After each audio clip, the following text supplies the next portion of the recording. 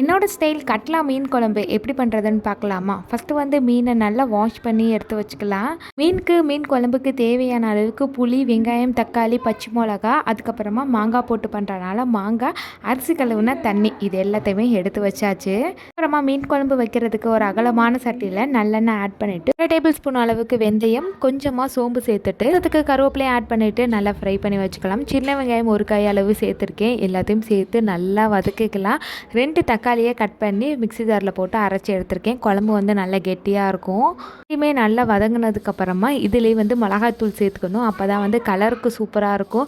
So 2 table spoon அளவுக்கு மிளகாய்த்தூள் சேர்த்துட்டு அந்த வெங்காயம் தக்காளி மசாலாவோட நல்லா மிக்ஸ் பண்ணி எண்ணெய் பிரிஞ்சு வந்ததுக்கப்புறமா மல்லித்தூள் ஆட் பண்ணிவிட்டு தேவையான அளவுக்கு வந்து உப்பு சேர்த்துக்கிட்டு நல்லா வதக்கிக்கலாம். அளவுக்கு நல்லா பேஸ்ட் மாதிரி வதங்கினதுக்கப்புறமா நம்ம புளி சேர்த்துக்கலாம். நான் ஒரு லெமன் சைஸ் அளவு புளி எடுத்திருக்கேன். அதே நல்லா கரைச்சி சேர்த்ததுக்கப்புறமா புளியோட பச்சை வாடை போகிற வரைக்கும் நல்லா கொதிக்க வச்சுக்கணும் குழம்ப. இன்னொரு சைடு வந்து தேங்காய், சோம்பு, சீரகம், கொஞ்சமாக மிளகு சேர்த்துட்டு நல்லா மிக்சியில் நைஸாக ஃபைன் பேஸ்ட்டாக அரைச்சி எடுத்துக்கணும். நம்ம கொதிச்சுட்டு இருக்க குழம்புல ஆட் பண்ணிவிட்டு தேவையான அளவுக்கு தண்ணி சேர்த்துக்கலாம்.